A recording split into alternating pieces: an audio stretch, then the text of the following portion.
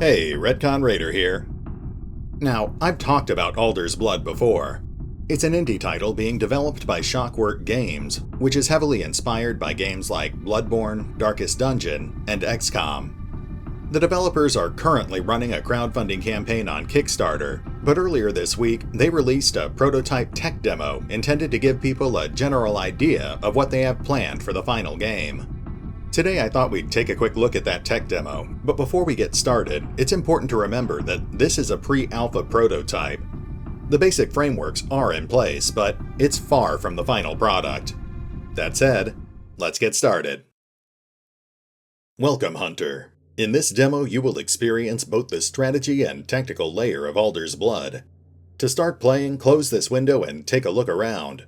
To advance time flow and start playing, click the Advance Time button on the top left corner of the screen. To go back to this window, click the I button in the bottom right corner of the screen. This will work with every tutorial window of this kind. Good luck on your hunt. We hope you will enjoy it. Well, thank you kindly, Alder's Blood. Okay, it looks like we're on the world map, so let's take a moment to acquaint ourselves with the user interface. Clicking on the I button brings the introduction back up.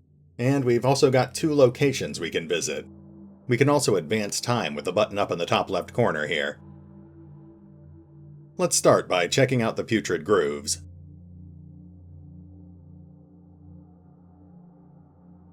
Hideouts are the base of operations for the hunters in the region. You need to establish a hideout in the region before you will be able to perform missions there. This can happen in two different ways. Successful cities' military expeditions will unlock a hideout. Conducting a special research will unlock special missions to establish a hideout. Hideouts will also provide a passive income of resources. Hideouts can be upgraded to help your cause. Every hideout level unlocks a slot for one upgrade. These can vary from increased passive income to help on missions in this region, including hidden stashes, tunnels, more information about monsters on missions, etc. Okay, so this is the basic hideout overview screen. It gives you a decent chunk of narrative information about the location, as well as general information about your current income and the possible location upgrades. Of course, we can't actually afford any of that at the moment. We have 0 in every type of resource. I think this is silver, lumber, alchemical supplies, ore, and a few other things. There are various ways that the player can build up resources over time, but since we're broke at the moment, let's go check out the city instead. The city is one of the few strongholds of mankind in this world. It is the hunter's duty to protect it at all costs. Keep in mind that you are not a ruler of this town, and the decisions of its people are not yours to make. You may influence the ruling houses indirectly by investing in the city's infrastructure, getting involved in its politics, and helping the military in the field. Click the building buttons for more information. Let's see here. There are 5 locations we can visit.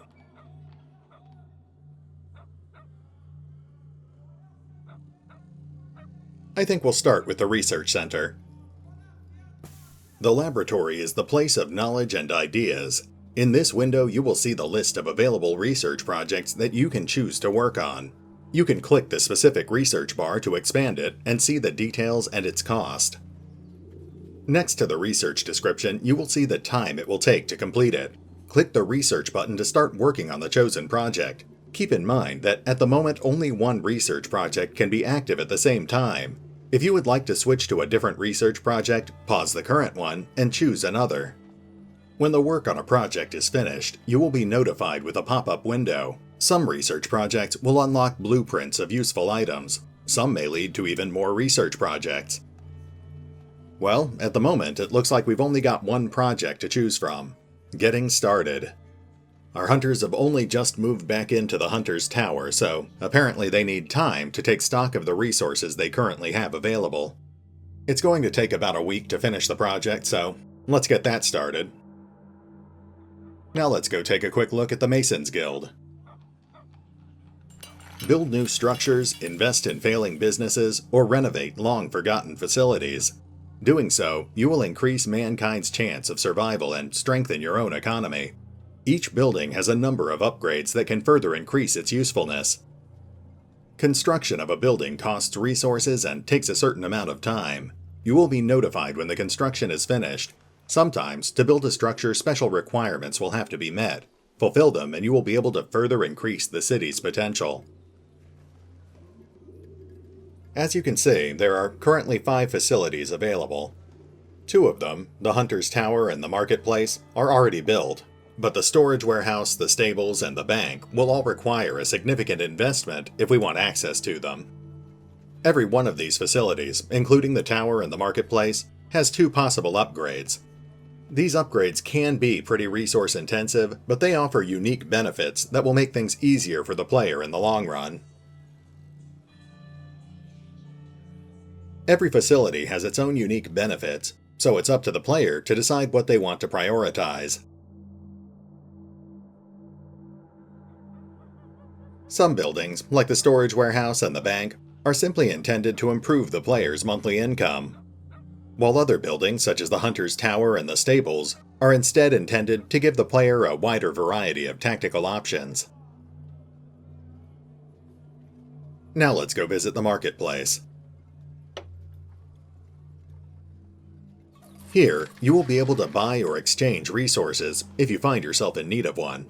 The market is also a place where information is as valuable as the material goods. With time, you will be able to pay for gossip or inconvenient facts about the city's officials. You will be able to use this information to influence political power in the city council. Up here, you can see the current exchange or sale rates for various resources. Down here, you can see the current special offers, but you can't actually purchase any of them until you've upgraded the market. Still, it does give us a good general idea of the sort of deals you might normally be offered. In this case, 2 of the deals would let us influence the local politics, either by causing a major scandal for the main family, or by improving support for the Barca family while reducing it for one of the other families. And, since we're on the subject anyway, let's go check out the city council.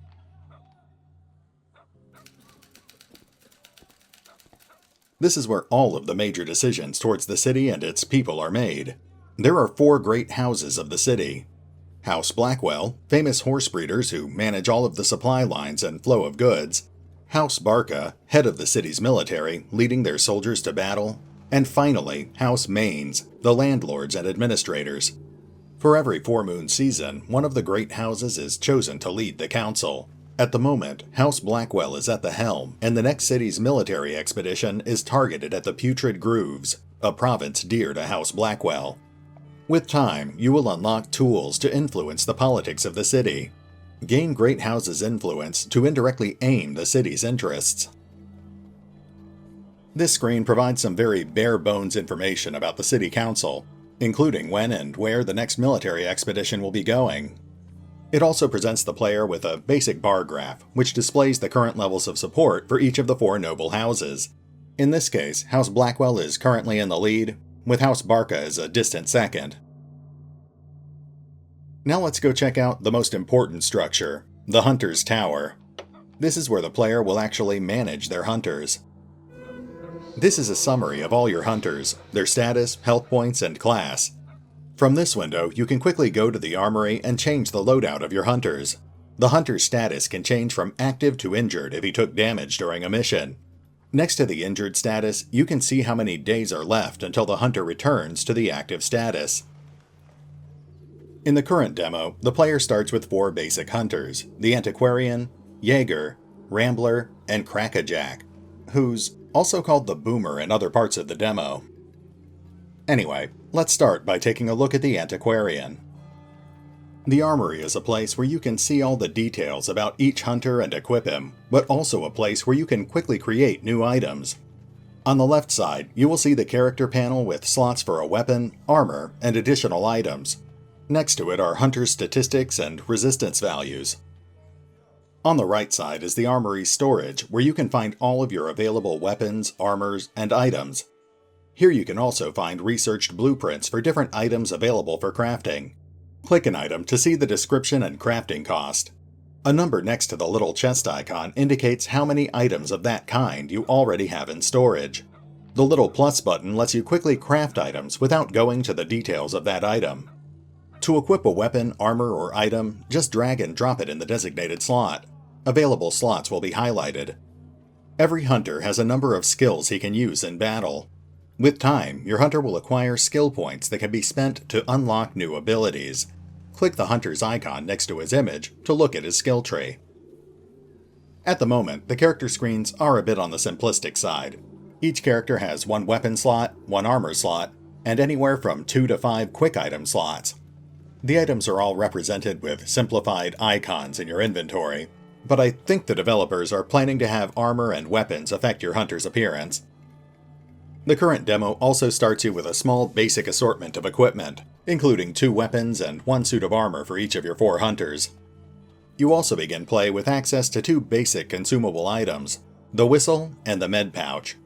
Of course, before we can actually use these items, we'll have to craft them first, which we can't do because, as I mentioned before, we don't actually have any resources yet. What we can do is swap out our currently equipped weapon. Every hunter in the demo starts with 2 weapons to choose from. In the Antiquarian's case, he has a choice of 2 hammers. He can use the Tremor hammer, which inflicts a low amount of damage over multiple targets, or he can choose the Ancient hammer, which inflicts a much higher amount of damage to a single target. Let's take a quick look at the Antiquarian skill tree. In this window, you will be able to spend skill points to unlock new powerful abilities of your hunters. Click on the abilities icons to learn more. This system is not available in the demo. Each hunter has only 3 slots for active abilities. You will unlock more abilities, but for a specific mission you can equip only 3 of them. You'll need to pick abilities that work well between hunters to get the best results during different missions. In Alder's Blood, every hunter is unique. While each individual hunter's skill tree does have some degree of versatility, they generally have a specific role they're intended to fill. In the case of the Antiquarian, he's essentially the game's equivalent of a paladin. He's a heavily armored melee tank, with a few healing and debuffing abilities on the side.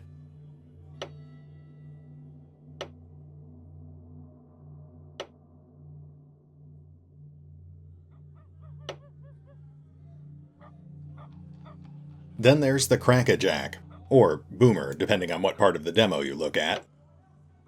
This hunter is based entirely around bringing a wide variety of gadgets to the battlefield. Not only does he have more quick slots than most other hunters, but he also has several skills that are basically designed to imitate consumable items. Then there's the Jaeger, a military officer trained to use the long rifle and halberd.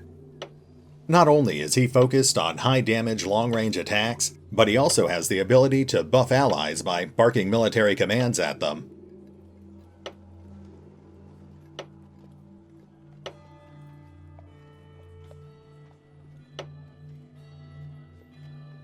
Finally, there's the Rambler, who's presented as a jack-of-all-trades. In the demo, he's primarily focused on melee combat, with a variety of skills that let him buff himself or debuff his enemies. He also leaves a noticeably smaller scent trail on the battlefield, which makes it harder for certain types of monsters to detect him. Of course, these are just the 4 hunters that are in the current tech demo. The developers are currently planning to have at least 10 different hunters in the final game, with plans to add even more after the game is released. Now that we've covered all the basics, let's go ahead and advance the clock so our hunters can get into a little trouble.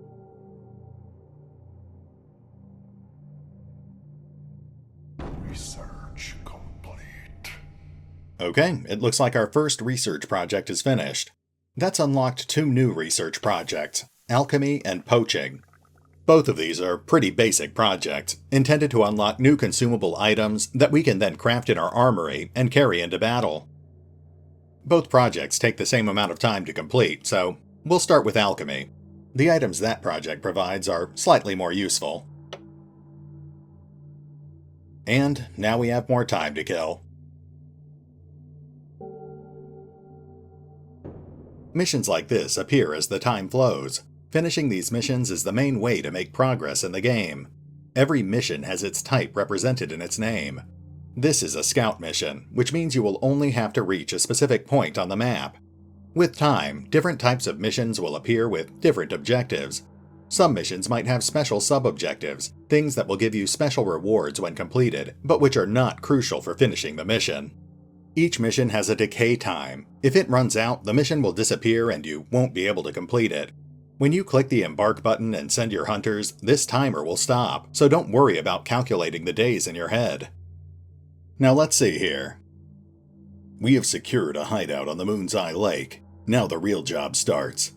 We need to scout the surrounding area and look for potential threats and resources. This is just a reconnaissance. No need for heroic actions this time. This mission times out immediately, so we'd better take it while we still have the chance. We're done. Here you will choose which hunters will take part in this mission. Build a party with available hunters, but keep in mind that you will not be able to use them until they come back. The ride to the mission location takes a certain amount of time, during which you have no control over these hunters. If you want to quickly change the loadout of your selected hunters, just click the Change Loadout button. When your party is ready, click the Embark button to send your hunters on their mission.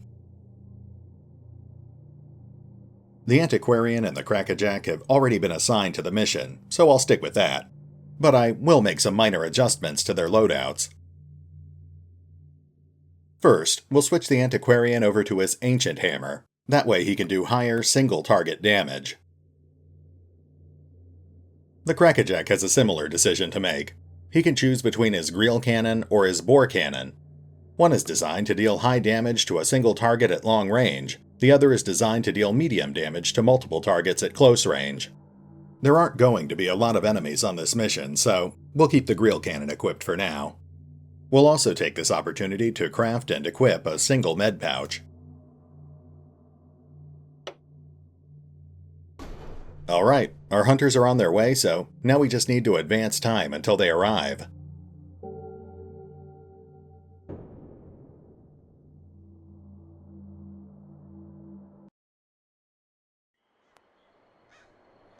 Okay, here we are on our first hunt.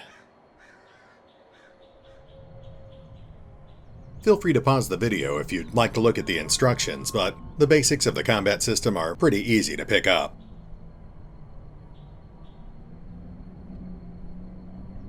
As you can see, in Alder's Blood the maps are generally pretty large. That's because the game puts a lot of focus on not only how you fight monsters, but how you approach them as well. All but the weakest monsters can overpower a hunter in single combat, so that means the most important part of any hunt is engaging the monsters on your own terms. In this case, I'll be having both of my hunters take cover in the bushes over here. That'll make it harder for the werewolves to spot them. Our Antiquarian has already spotted a couple of nearby enemies. There's a small werewolf to his right, and he's telepathically detected another enemy off to the left. Fortunately, they shouldn't spot us as long as we're in these bushes. Now we just need to move our, boomer up into the bushes as well. Now, like I said before, this is a tech demo, so there's some odd behavior. The damage our hunters can inflict doesn't seem to match up with the weapons we had them equip. That means at the moment, only our Antiquarian can do enough damage to take out a small werewolf in a single shot.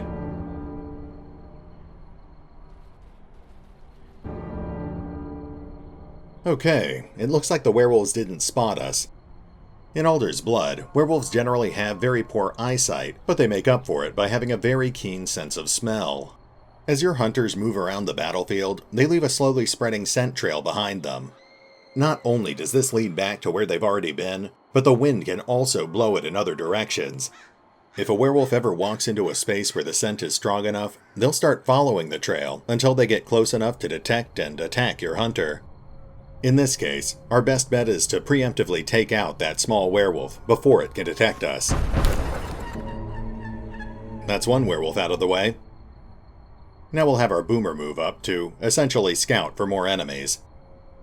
Speaking of which, we can already see that if he moves into this space, he'll automatically be detected by our werewolf that's still in the fog of war. There we go. Now he's telepathically detected two enemies that are just outside of visual range.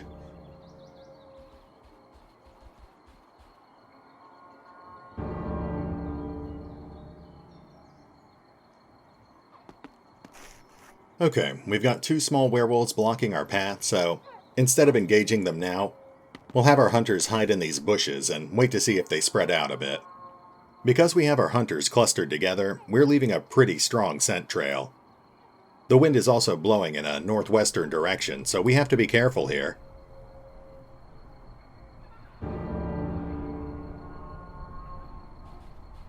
Alright, one of the werewolves moved away, but now the other one's been powered up by the darkness. The darkness is an omnipresent entity that can make monsters much more dangerous. Fortunately, our Antiquarian can still take that thing out in a single hit. Of course, now we have visual on another werewolf and our scent trail is all over the place. There's a pretty good chance that thing will detect us as soon as our turn is over. I could shoot it with the boomer's cannon. While that wouldn't do enough damage to kill it, it would do enough damage to stun it, but it would also make noise that would probably lure more enemies in our direction.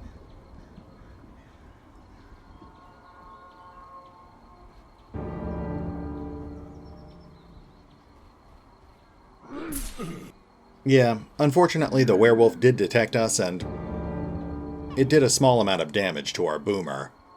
He's obviously not in immediate danger, but he's lost a point of stamina, and it's going to take him a few days to recover from that wound.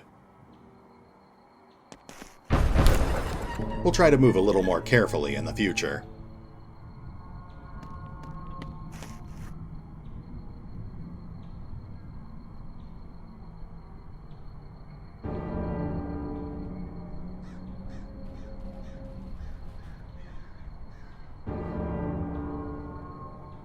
We've got another darkness-enhanced enemy to our left, and our scent trail is all over the place. We'll take that wolf out preemptively, before it has a chance to smell us.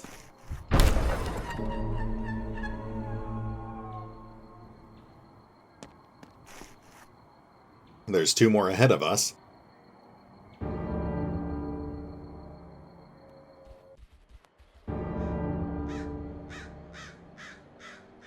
Let's have our Antiquarian rush up and take out the one on the right.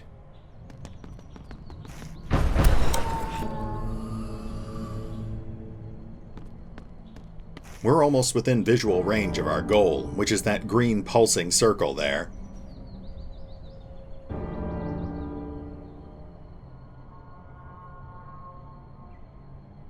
It's actually important to remember that our current goal isn't to kill werewolves.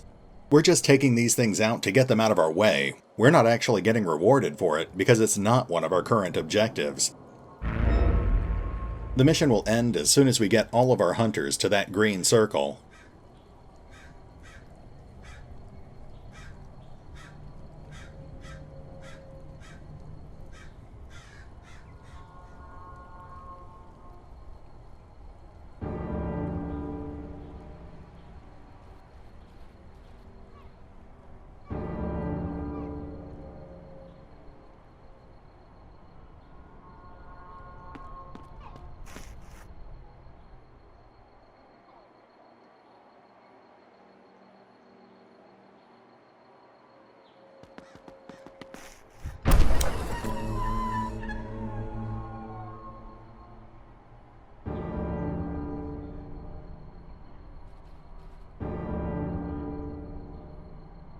We could probably rush the objective and finish the scouting mission, but let's take out that last werewolf just to be on the safe side.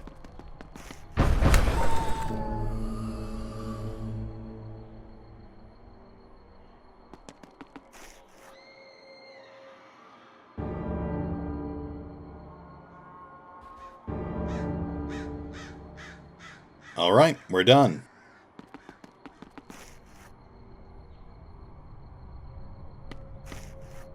Mission accomplished. Quest complete. Now we have to wait for our hunters to actually get back to the city. To arms, brothers and sisters. It's time to take back what's ours. The city is sending their soldiers to liberate the new region from the darkness. The troops' march will take some time, after which the fighting will start. Military expeditions like this one are one of the main ways that your hunters will be able to establish new hideouts. Constructing hideouts is probably one of the most important parts of the game. They're one of your primary sources for both resources and missions. Oh, and speaking of missions, it looks like we've got a new one. This is a pretty straightforward hunt. We just need to find and kill a few werewolves. We're to hunt. You'll notice that this time our second slot is empty. That's because our boomer is still recovering from that injury he suffered. He only took 1 point of damage, but the recovery times in the current tech demo are pretty unforgiving. That's fine. It gives us an excuse to try out our other two hunters, the Jaeger and the Rambler. They're a bit better suited for taking out larger werewolves anyway. Of course, before we actually send them out, we should make sure that they're properly equipped. I guess there's not much reason to mess with their weapons, so instead, we'll just craft a couple of med pouches for them.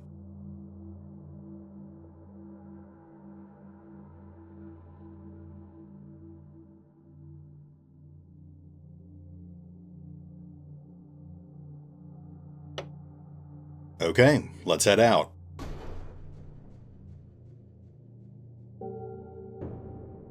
Be brave, soldiers. It's all or nothing now.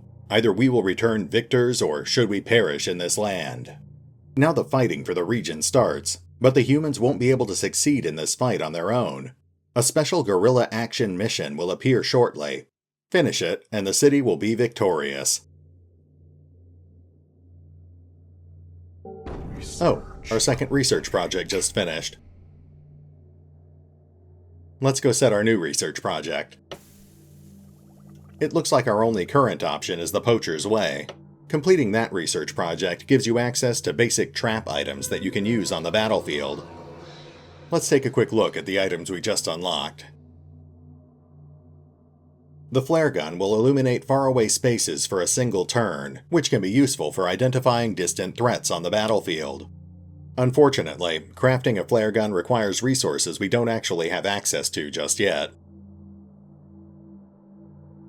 Ether is a basic healing item, which can be used to restore a hunter's stamina on the battlefield. That's actually pretty important, because running out of stamina during a fight will cause your hunter to become stunned. Those are both useful items, but our hunters have already left. It's too late for us to modify their loadouts.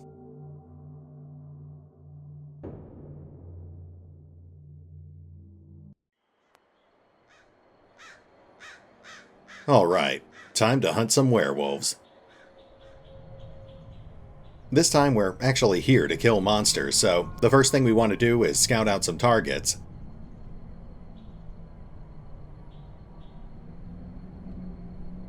As I mentioned before, the Rambler is uniquely suited for this sort of thing. One of his passive abilities reduces the scent that he puts out. This makes it a lot harder for creatures like werewolves to detect him.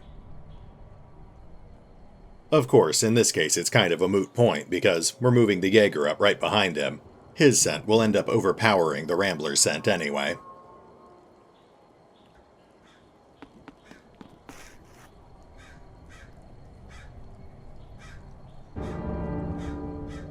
Now, we've got a medium werewolf right ahead of us, and that thing's pretty strong. We're going to need to approach this carefully if we don't want to take any injuries. Fortunately, the wind is working to our advantage, so the werewolf hasn't detected us yet. That gives us the chance to make the first move.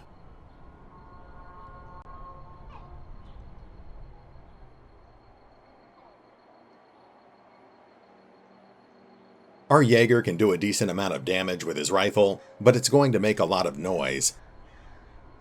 We'll pull him back to maximum range before he takes his shot.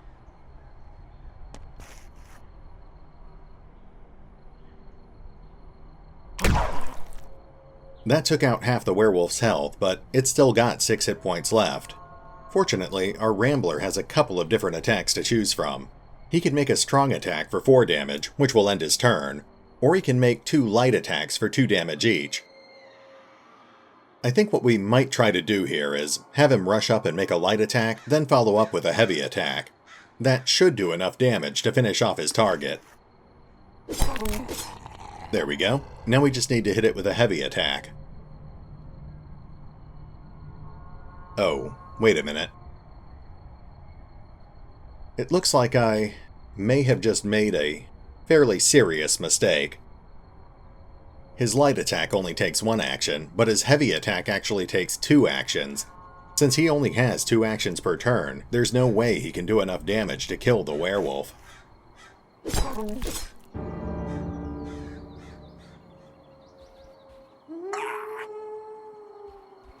Any other nearby werewolves are going to start heading in this direction. We're probably in a lot of trouble, so we'll take out this werewolf, then back off and reevaluate our situation.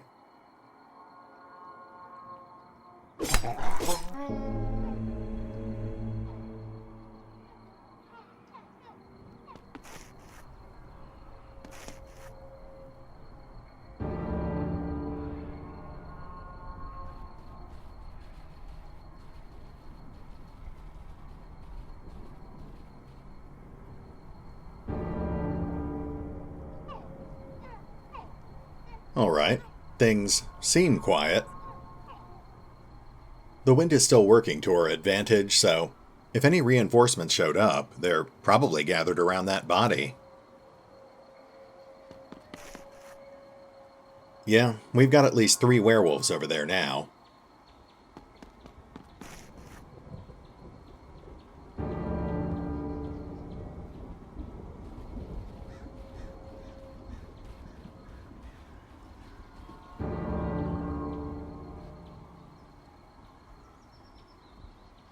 Okay, let's take out that small werewolf.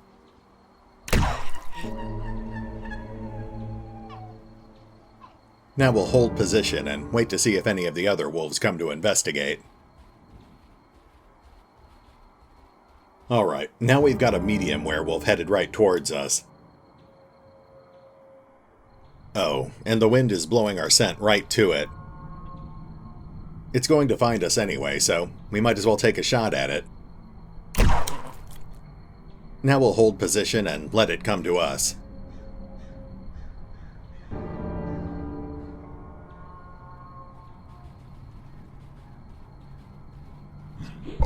Whoops. Well, once again, we've made a serious miscalculation. I was obviously hoping that thing would be far enough away that it wouldn't be able to reach us and attack us in the same turn. Now our Rambler is almost out of hit points, and because he's out of stamina, he's also stunned. It also looks like our Jaeger's gun needs to be reloaded, but reloading his gun will end his turn. We might as well go down fighting.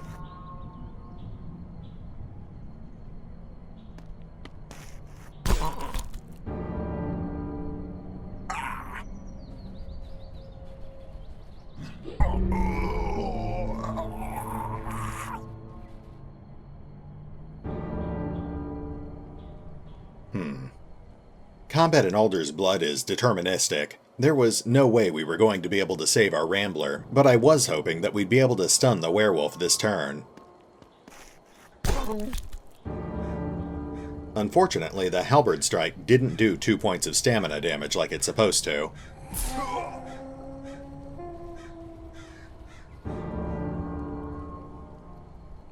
Okay, change of plans. He summoned reinforcements, so we're running away.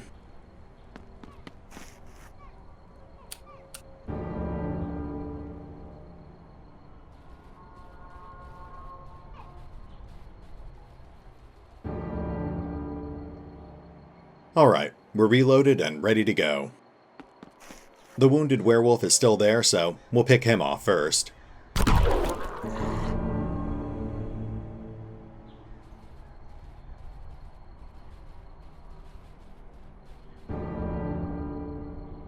Now we'll carefully advance until we spot some more targets. The mission will end as soon as we take out one more small werewolf.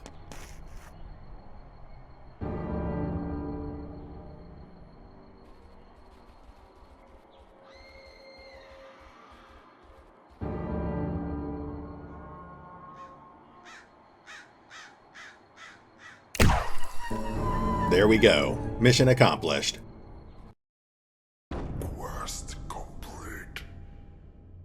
Of course, we paid a pretty steep price for it. Since our Rambler was knocked completely out of combat, it's going to take him at least 40 or 50 days to recover. Like I said before, the recovery times in the current tech demo are pretty unforgiving. In the current tech demo, you can actually keep playing until you confront and kill the Alpha Wolf, but I think this has already been enough to give you a good idea of what the tech demo currently has to offer. It's obviously pretty rough around the edges, but I think it shows a lot of promise. It's also important to remember that because this is an early prototype, there's a lot of unfinished or unimplemented content. It's still got a full year of development time before it's finished.